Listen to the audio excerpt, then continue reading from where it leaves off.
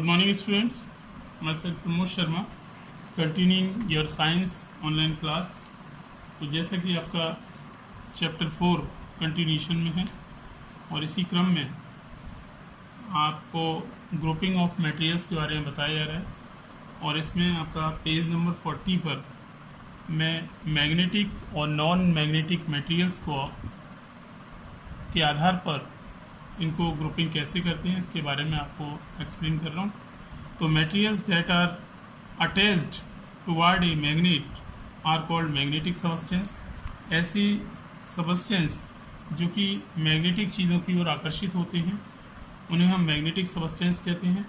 This property is called magnetism. और इस गुण को जो पदार्थ मैग्नेट की ओर अट्रैक्ट होते हैं इस गुण को हम मैग्नेटिज्म कहते हैं।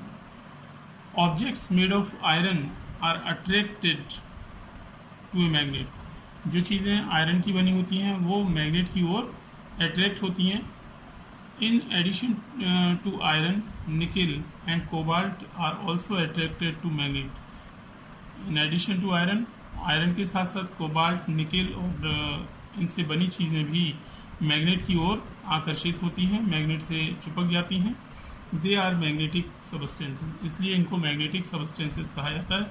Other materials such as copper, wood, paper etcetera are not attracted toward the magnet. जो वुड है, पेपर है और कॉपर है ये मैग्नेट से अट्रैक्ट नहीं होते हैं, इसलिए इनको नॉन मैग्नेटिक सबस्टेंस कहते हैं। तो वस्तुओं के मैग्नेट की ओर आकर्षित होने और ना होने के आधार पर उनको हम ग्रुपिंग कर सकते हैं। आगे इसमें नेक्स्ट टॉपिक इसका कंडक्शन ऑफ हीट, यानी हीट का प्रवाह। कंडक्शन कहते हैं उसमें प्रवाह।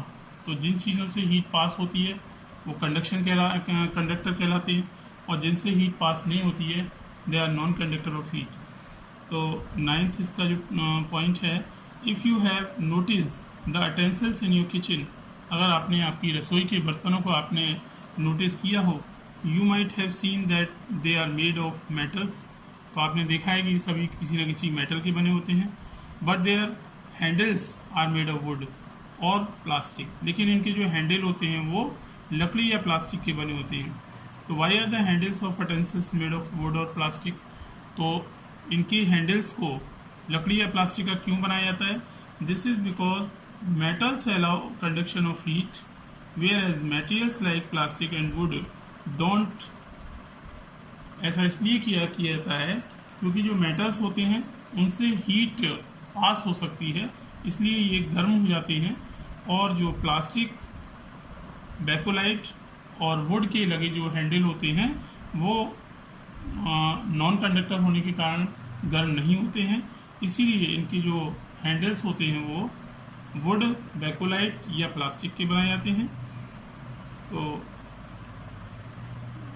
It would be difficult to hold the handles with bare hands if they are made of metals. अगर इनके हैंडल्स को हम मेटल्स का बना देते तो इन्हें हम अपने खाली हाथों से छू भी नहीं सकते थे, इसलिए इनको प्लास्टिक का बनाया जाता है।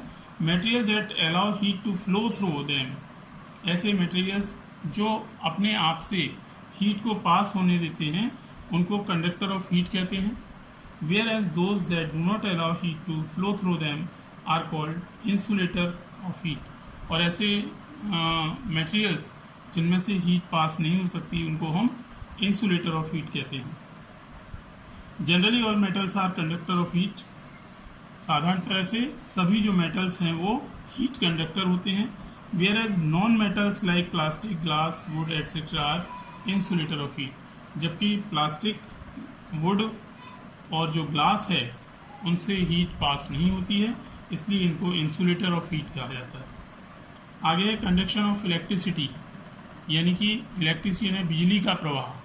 तो जिन चीज़ों से इलेक्ट्रिसिटी पास हो सकती है they are called the conductor of electricity, और जिनसे इलेक्ट्रिसिटी पास नहीं होती है दे आर इंसुलेटर और नॉन कंडक्टर ऑफ इलेक्ट्रिसिटी। तो इलेक्ट्रिसिटी आवर नीड, इलेक्ट्रिसिटी जैसा कि हमारी एक आवश्यकता है। We use electricity in homes, office, factories and schools. हम इलेक्ट्रिसिटी का प्रयोग अपने स्कूल, होम और फैक्ट्रीज में करते हैं। It is supplied to us through cables wire. ये हमें केबल तारों के द्वारा प्राप्त होती है। These cables and wires are made of from aluminium और कॉपर। और ये जो वायर बने होते हैं वो कॉपर या एल्युमिनियम के बने होते हैं। This is because copper, aluminium and other metals permit electricity to flow through them.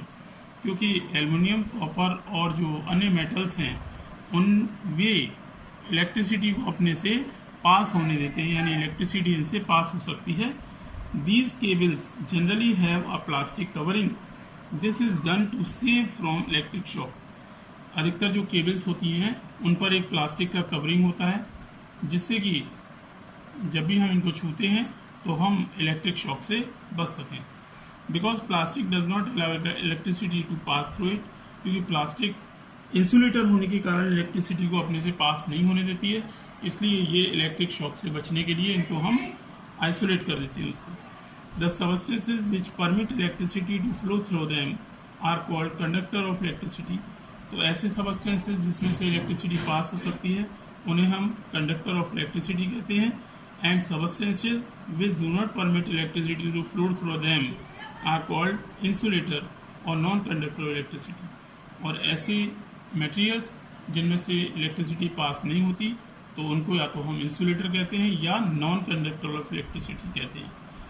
तो metals, some alloys, acids and alkalis are good conductor of electricity, whereas paper, rubber, plastic are poor conductor of electricity.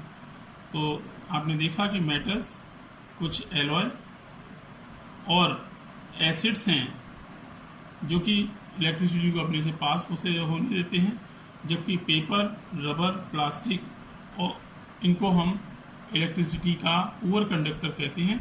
इनसे electricity पास नहीं होती है। तो in this way this is the end of your chapter. तो बच्चे से read करेंगे, इंपॉर्टेंट पॉइंट्स को अंडरलाइन करेंगे इसमें से, और आपका जो एक्सरसाइज वर्क है वो मैंने आपको भर के भेज रहा हूँ और आगे मैं इसे एक्सप्लेन करूँगा और क्वेश्चन आंसर भी आपके पूरे करूँगा। That's all today. Have a nice day.